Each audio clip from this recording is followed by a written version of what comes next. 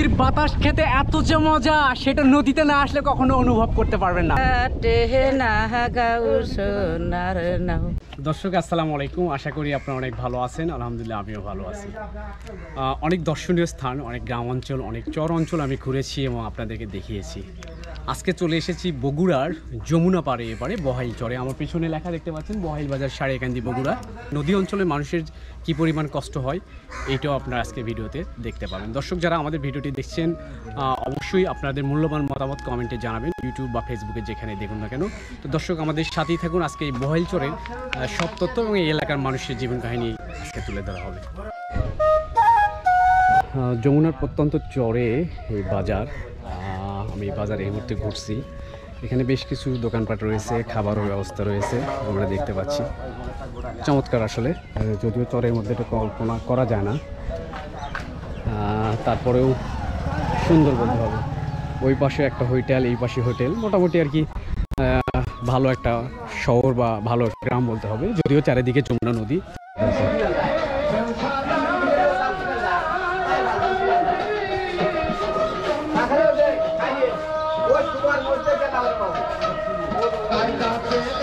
শত কষ্টের মাঝেও এই চর অঞ্চলের লোক অত্যন্ত আনন্দে থাকে। পরন্তু বিকেলে দোকানগুলোতে আড্ডা বসে, পাশাপাশি বিভিন্ন ধরনের নাটক গান টিভিতে হয়ে থাকে। চমৎকার একটা মোটরসাইকেল দেখছেন, এটা মূলত মোটরসাইকেলের মেকারের দোকান। দেখছেন হচ্ছে বহাইল চরে একটা উচ্চ বিদ্যালয়। যদিও দেখে আপনাকে উচ্চ বিদ্যালয় মনে হবে না, মনে হবে কোনো একটা পতিতপরা বসতি, বা বলতে হবে যে একটা পতিতপরা বাড়ি, একদম ভয়াবহ অবস্থা। তারপরেও এখানে ছাত্রছাত্রীরা লেখাপড়া করে। বাবা তুমি তো এই স্কুলে পড়ো? জি। কি নাম? মোহাম্মদ সুজন। ও আচ্ছা, কোন ক্লাসে পড়ো? ক্লাস 6-এ। মানে তোমার ক্লাসে? আমার ক্লাসে 123 জন। এত ছাত্র? এ তো ধরে কোথায়, বসে কোথায়, ক্লাস হয় কই? আপনার ওনার 123 জন ওর দিকে আসে না।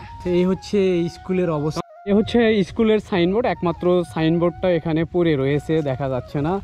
আর পুরো স্কুলটার অবস্থা তো আপনারা দেখলেন যে কি অবস্থা। চর অঞ্চলের সঙ্গে স্কুলগুলোও অনুন্নত আর কি। একজন চাচি মাছ শুকাচ্ছেন। চাচি এই মাছগুলো কি নদী থেকে মারছে? ও প্রতিদিনই মারে? না না, আজই হঠাৎ করে আজকে শুকাতে দিয়েছেন? ও কি মাছ এগুলো? নারী। এই মুহূর্তে দাঁড়িয়ে আছি বহাইল প্রাথমিক বিদ্যালয়, অর্থাৎ হাই স্কুলটার চাইতে প্রাথমিক বিদ্যালয়টা অনেক সুন্দর। হাই স্কুলটা আপনারা অন্যরকম, আপনারা গতকাল আমি দেখাইছি আর কি, দেখছেন এর আগে। সো এখানেও অনেক ছাত্রছাত্রী পড়াশোনা করে অত্র এলাকায়, এই চরের মধ্যে। স্কুল থেকে সত্যিই ভালো লাগলো। নদীর বাতাস খেতে এত যে মজা সেটা নদীতে না আসলে কখনো অনুভব করতে পারবেন না। প্রচুর পরিমাণ বাতাস, মেঘ করছে, পানি, অন্যরকম একটা স্বাদ। আমার ঘাটে না গাও সোনার নাও, তোমার কিনছি সোনা আমায় দিয়া যাও, আমার ঘাটে না গাও সোনার নাও। চাষির গানে আমি সত্যিই মুগ্ধ হয়ে গেলাম।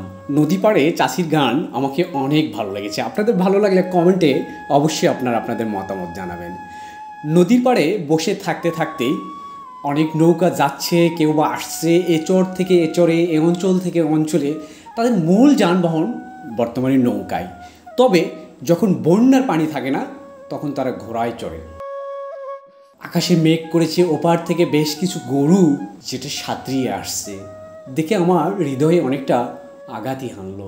গরুগুলো অত্যন্ত ভালোই বলতে হবে, কারণ তারা নদী সাঁতরিয়ে এপারে চলে আসছে।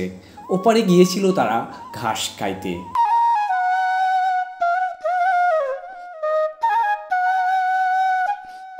নদীর সঙ্গে এই গরুর গভীর একটা মিতালি লক্ষ্য করা যাচ্ছে। গরুগুলো তারা তাদের এখন নিজ বাড়িতে নিয়ে যাবে চলছে, কারণ এদিকে বাতাস চলে আসছে প্রচুর পরিমাণে, আকাশে মেঘ করেছে, তাদের নীরের উদ্দেশ্যে যাচ্ছে। কারণ সবাই আমরা শেষ বিকেল হলে একটু নিজেদের নীর খুঁজি।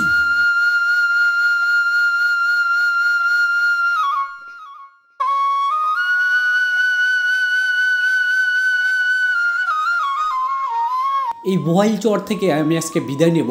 তার আগে আপনাদের বলিয়ে রাখি জানিয়ে রাখি যে হচ্ছে এইটা দেখছেন অনেকটা কক্সবাজারের দৃশ্যর মতো, পাশে হচ্ছে বালুর চর, নদী, একটা গভীর মিতালি। আপনি এখানে আসলে কক্সবাজারের স্বাদ পাবেন। তো অবশ্যই আপনারা দেখতে হলেও আসতেন। ভালো থাকবেন, আজকে বিদায় নিচ্ছি, আল্লাহ হাফেজ।